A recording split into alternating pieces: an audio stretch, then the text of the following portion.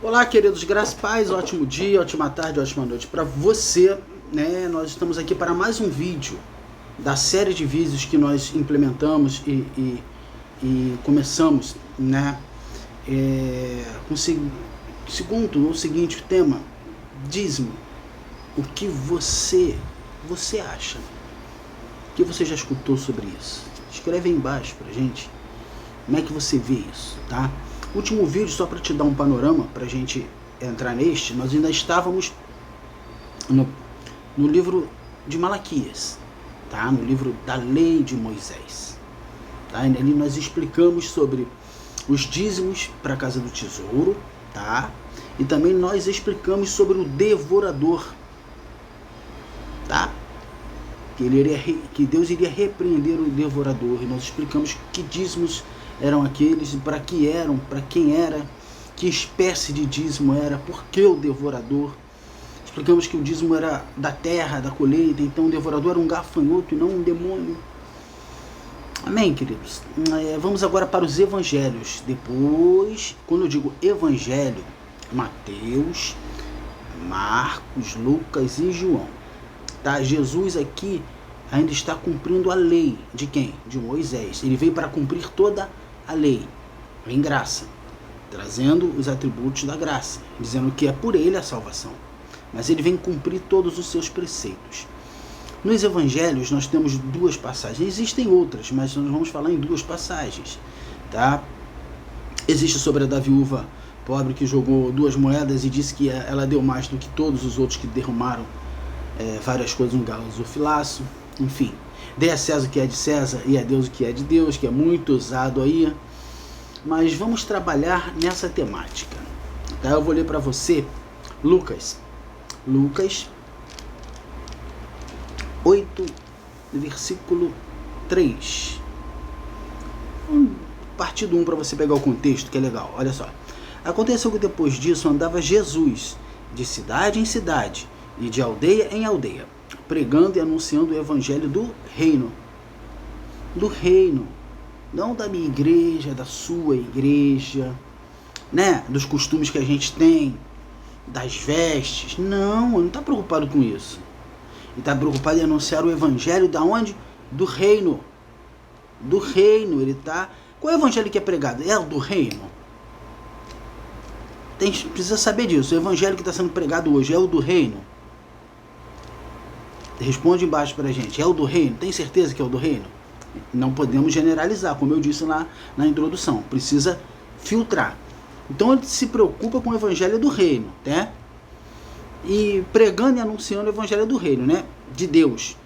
E os 12 iam com ele, os 12 discípulos. E também algumas mulheres que haviam sido curadas de espíritos malignos e de enfermidades. Maria, chamada Madalena, da qual saíram 7 demônios, e Joana, mulher de Cusa, procurador de Herodes, Susana e muitas outras, as quais lhe prestavam assistência com seus bens. O ministério de Jesus era sustentado por mulheres. Essas mulheres tinham uma condição financeira. Aqui já é evangelho. Tem um rei, Herodes, inclusive uma das mulheres, a esposa de Cusa, um dos procuradores de Herodes. Você já ouviu falar aqui no Brasil o procurador da República? Entendeu? Só que essa mulher se converteu a Jesus e com as suas condições sustentavam o ministério de Jesus. A pergunta que vai caber para mim e para você agora é: quando é que Jesus pediu para ela sustentar o ministério? Ele era carpinteiro. Tudo bem que depois precisou de andar de cidade em cidade. Mas para andar de cidade em cidade, precisa ter recurso, precisa comer, precisa beber. Aqui está.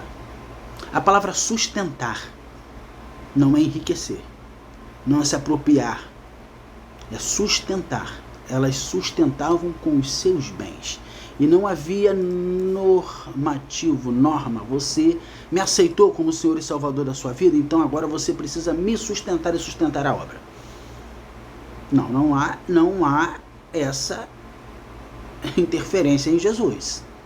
O que há é um ato de contribuir graciosamente, por gratidão, como fez Abraão. Lembra no primeiro vídeo?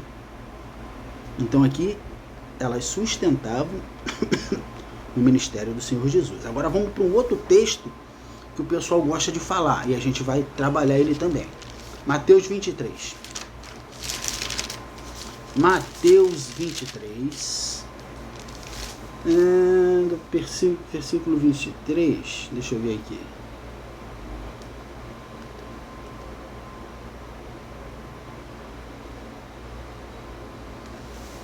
Mateus 23, olha só.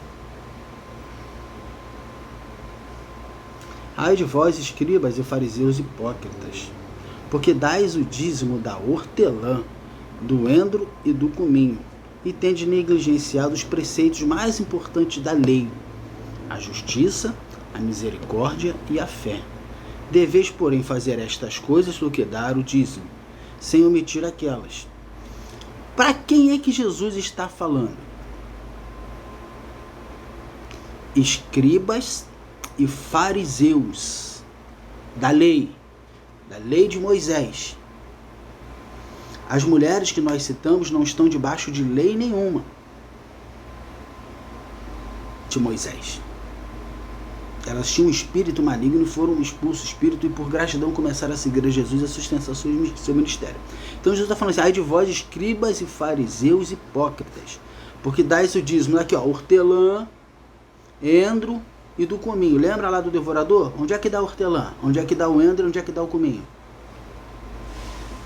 Lembra que ele abriu uma janela, uma porta dos céus e ia derramar bênção, chuva, para brotar o quê? Frutificar o quê?